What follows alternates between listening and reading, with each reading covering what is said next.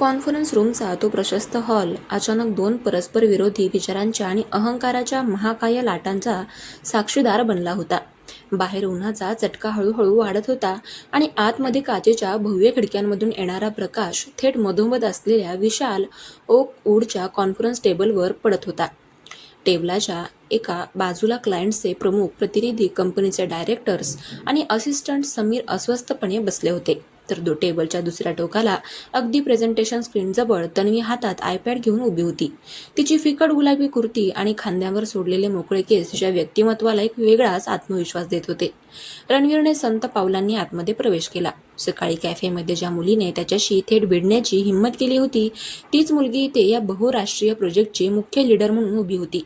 यावर त्याचा क्षणभर विश्वासच बसत नव्हता. त्याच्या चेहऱ्यावरचे कडक भाव अधिकच कठोर झाले. त्याच्या कपाळावर आठ्या पडल्या.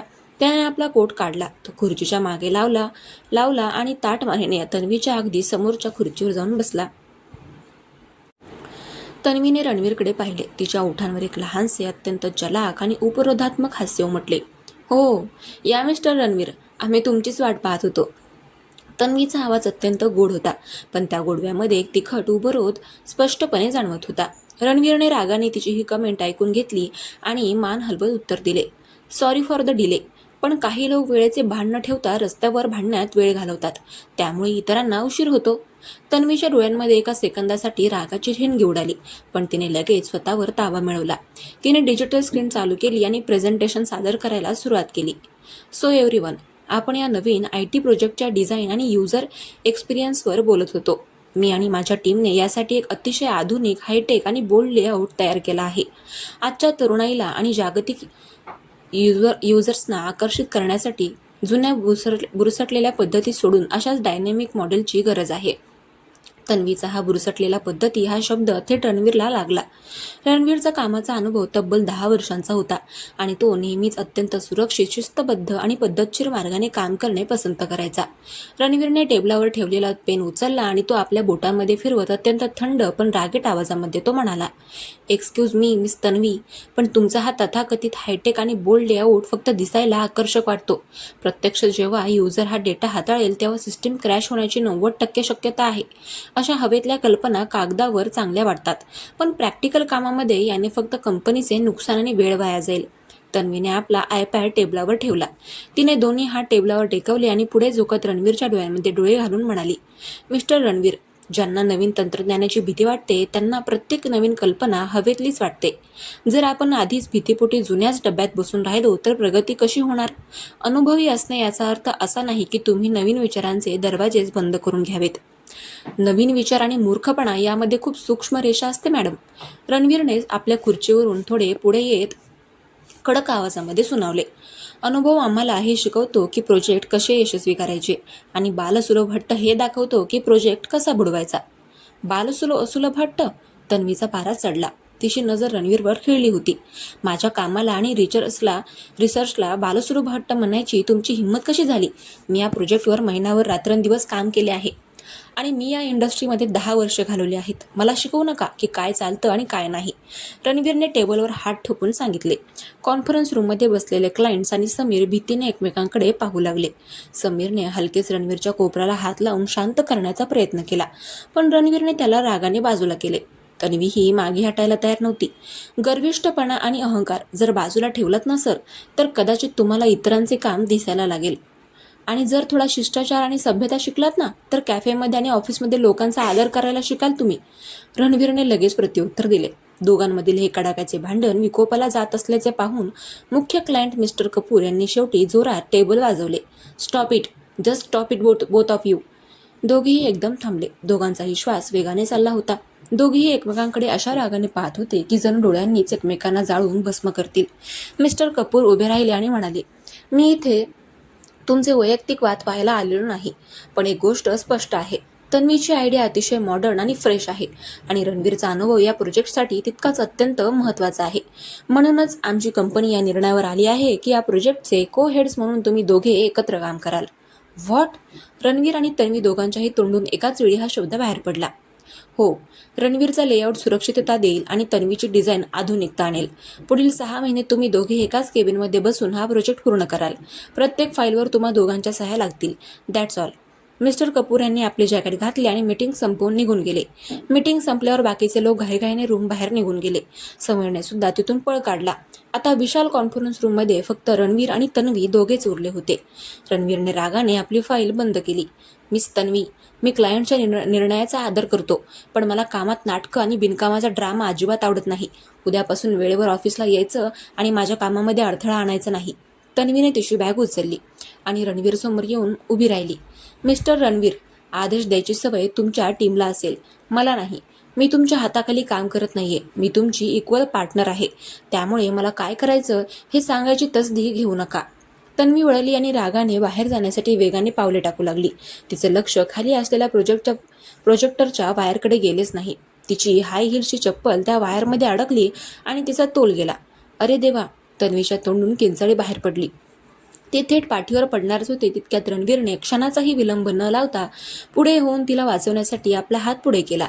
त्याने एका झटक्यात तन्वीची कंबर आपल्या दणकट बाहूंमध्ये पकडली. झाले असे की तन्वीचा पूर्ण भार रणवीरवर आला आणि अचानक झालेल्या धक्क्यामुळे रणवीरचाही तोल गेला. दोघेही धपकन तिथेच ठेवलेल्या मोठ्या लेदरच्या सोफ्यावर जाऊन पडले. तन्वी थेट रणवीरच्या छातीवर पडली होती. तिचे दोन्ही हात त्याच्या खांद्यावर होते, तर रणवीरचा एक हात तिच्या नाजूक कमरेभोवती घट्ट गुंडाळलेला होता आणि दुसरा हात तिच्या पाठीवर होता. तन्वीचे लांब मऊ केस रणवीरच्या चेहऱ्यावर आणि गळ्यावर पसरले होते. वातावरणामध्ये अचानक शांतता पसरली. रणवीरचा श्वास थांबल्यासारखा झाला. तन्वीच्या केसांमधून येणारा तो मंद मोगऱ्याचा आणि स्ट्रॉबेरीचा सुगंध थेट त्याच्या श्वासांमध्ये उतरला. तन्वीचे डोळे उघडले गेले. ती घाबरलेली होती. तिचे आणि रणवीरचे डोळे एकमेकांपासून अवघ्या 2 इंच अंतरावर होते. रणवीरने तिच्या काळ्याभोर आतील रागाने आणि आश्चर्याने चमकणाऱ्या डोळ्यांमध्ये पाहिले. तन्वीच्या हृदयाचे ठोके वेगाने चालले होते, जे थेट रणवीरच्या छातीला जाणवत होते. दोघांच्याही श्वासांची उष्णता एकमेकांच्या चेहऱ्याला शिवत होती. सुमारे 10 सेकंद दोघीही अगदी निशब्द एकमेकांच्या डोळ्यात पाहत तसेच पडून राहिले. तो क्षण असा होता की जिथे राग, अहंकार आणि भांडणं सगळं काही एका सेकंदासाठी हवेत विरघळल्यासारखं वाटत होतं. तन्वीला अचानक भान आले. तिला जाणीव झाली की ती रणवीरच्या अगदी जवळ त्याच्या अंगावर पडलेली आहे. तिने लगेच दूर होण्याचा प्रयत्न केला, पण घाईघाईमध्ये तिचा हात रणवीरच्या शर्टाच्या बटनांमध्ये अडकला. अरे सोडा ना! तन्वी गोंधळून आणि चेहऱ्यावर एक गुलाबी लाजेची छटा येत म्हणाली. मी कुठे पकडले? तुमचाच हात माझ्या शर्टात अडकलाय. रणवीरने थोडे अस्वस्थ होत आणि तिचा कमरेवरचा हात घाईघाईने बाजूला काढत उत्तर दिले. तन्वीने रागाने आणि घाईघाईने आपला हात मागे ओढला, ज्यामुळे रणवीरच्या शर्टाचे वरचे एक बटन तुटून थेट खाली पडले. तन्वी पटकन सोफ्यावरून उठून उभी राहिली. तिने तिचे कपडे आणि केस व्यवस्थित केले. तिचा चेहरा रागाने आणि संकोचाने पार झाला होता. रणवीरही सोफ्यावरून उठला. त्याने आपल्या उघड्या पडलेल्या कॉलरकडे पाहिले आणि मग खाली पडलेल्या बटनाकडे पाहिले. माझा डिझायनर शर्ट खराब केला तुम्ही. तन्वीने स्वतःचा गोंधळ लपवण्यासाठी लगेचच तोच रागीट आवाहनला. तुमच्यामुळेच पडले मी. ती वायर तिथे कोणी ठेवली होती? आणि शर्टचे बटन तुटले तर काय झाले? नवीन घ्या मिस्टर गर्विष्ठ. गर्विष्ठ? मी तुम्हाला वाचवायला गेलो आणि तुम्ही मला नावे ठेवताय? रणवीर अवाक होऊन म्हणाला. मी नाही सांगितलं तुम्हाला वाचवायला मला. मी स्वतःला सावरलं असतं. तन्वीने डोळे मोठे करून सांगितले. तिची बॅग उचलली आणि ती न थांबता पाय आपटत कॉन्फरन्स रूमच्या बाहेर पळाली. रणवीर तिथेच उभा राहून आपल्या तुटलेल्या बटनाकडे पाहत राहिला. तिच्या हृदयाचे ठोके अजूनही नेहमीपेक्षा थोडे वेगाने चालले होते. त्या मुलीचा स्पर्श, तिची ती नाजूक कंबर आणि तिच्या केसांचा सुगंध अजूनही त्याच्या मनाला अस्वस्थ करत होता. त्याने कपाळावरचा घाम पुसला आणि स्वतःशीच पुटपुटला. काय डोकेदुखी मुलगी आहे ही. पण त्याने नकळत आपल्या छातीवर हात ठेवला, जिथे काही वेळापूर्वी तिचे ठोके जाणवत होते. रणवीरच्या ओठांच्या कोपऱ्यामध्ये नकळत अगदी छोटीशी अस्पष्ट स्माईल आली, जी त्याने लगेचच गंभीर चेहरा करून पुसून टाकली. दुपारची वेळ झाली होती. ऑफिसमध्ये लंच ब्रेक झाला होता. रणवीरच्या नवीन केबिनची व्यवस्था करण्यात आली होती. एका मोठ्या आणि आलिशान केबिनमध्ये 2 समोरासमोर मोठे लाकडी काचेचे डेस्क ठेवण्यात आले होते. एका बाजूला रणवीरचे नाव असलेले नेमप्लेट होते, तर दुसऱ्या बाजूला तन्वीचे. तन्वी लंच ब्रेक संपवून केबिनमध्ये आली. तिने पाहिले तर रणवीर आधीच तिथे बसून लॅपटॉपवर गंभीरपणे काम करत होता. त्याने तुटलेल्या बटनाच्या जागी आपला कोट वरपर्यंत बंद करून घेतला होता, जेणेकरून शर्ट उघडा दिसणार नाही. तन्वी शांतपणे तिच्या डेस्कवर जाऊन बसली. तिने टिफिन उघडला. तिच्या टिफिनमध्ये छान गरम गरम पराठे आणि लोणचे होते. तिने खाण्यास सुरुवात केली. तन्वीचा टिफिनचा सुगंध संपूर्ण केबिनमध्ये पसरला. रणवीरने सकाळपासून काहीही खाल्ले नव्हते. फक्त ती एक अर्धवट कॉफी सोडली तर त्याच्या पोटातून अचानक गुडगुड असा मोठा आवाज आला. केबिनमध्ये शांतता असल्यामुळे तो आवाज तन्वीला स्पष्ट ऐकू गेला. तन्वीने चमचा तोंडात नेताना थांबवले. तिने मान वर करून रणवीरकडे पाहिले. रणवीरने अतिशय गंभीर चेहरा करून लॅपटॉपच्या स्क्रीनकडे पाहण्याचे नाटक केले, जणू काही घडलेच नाही. पण त्याने त्याचे कान रागाने आणि लाजेने लाल झाले होते. तन्वीच्या ओठांवर एक खोडकर हसू आले. तिने पराठ्याचा एक तुकडा मोडला आणि मुद्दाम मोठ्याने आवाजाचा आस्वाद घेत म्हणाली, वा वा वा, काय अप्रतिम आणि मऊ पराठे आहेत, वा. रणवीरने लॅपटॉपच्या वरून तिच्याकडे रागाने पाहिले. मिस तन्वी, हे ऑफिसचं केबिन आहे, हाणावर नाही. जरा हळू आणि शांतपणे जेवा. माझा टिफिन, माझे पराठे, मी कशीही खाईन. तुम्हाला त्रास होतोय तर डोळे आणि कान बंद करा. तन्वीने मस्तपैकी दुसरा घास तोंडात टाकत उत्तर दिले. रणवीरने वैतागून लॅपटॉप बंद केला. तो उठून उभा राहिला. मी कॅन्टीनमध्ये जातोय. तो दरवाजाकडे निघालाच होता. तितक्यात त्याचा पाय तन्वीच्या डेस्कजवळ असलेल्या तिच्या बॅगेच्या पट्ट्यामध्ये अडकला आणि रणवीर पुन्हा एकदा तोल जाऊन थेट तन्वीच्या डेस्कवर झुकला. त्याचा हात थेट तन्वीच्या टिफिनच्या डब्यावर पडला आणि डब्यातल्या लोणच्याचा मोठा डाग रणवीरच्या महागड्या पांढऱ्या निळ्या कोटवर लागला. व्हॉट द, रणवीर ओरडला. तन्वी एकदम उठून उभी राहिली. तुम्ही नक्की काय करताय मिस्टर रणवीर? सकाळपासून माझ्या कपड्यांवर, माझ्या टिफिनवर धावून येताय. मी धावून येतोय? तुमची ही बॅग रस्त्याच्या मध्ये काय करते? रणवीरने त्याच्या कोटवर लागलेला लोणच्याचा लाल पिवळा डाग पाहत रागाने विचारले. ती माझी बॅग आहे, ती तिथेच राहणार. तुम्ही डोळे उघडे ठेवून चालू शकत नाहीत का? तन्वीने दोन्ही हात कमरेवर ठेवून विचारले. रणवीरने रागाने कोट काढला आणि तो खुर्चीवर फेकला.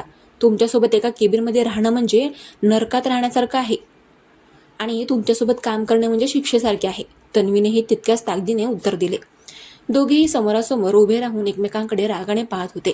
त्यांच्यातील हा इगो, हा राग आणि सतत होणारी ही छोटी छोटी भांडणे, या सगळ्याच्या मागे मात्र एका न दिसणाऱ्या क्यूट आणि रोमॅन्टिक नात्याची पहिली ठिणगी पडली होती. दोघांनाही माहिती नव्हते की ही भांडणे पुढे जाऊन त्यांच्या आयुष्यातील सर्वात सुंदर लव्ह स्टोरी बनणार होती.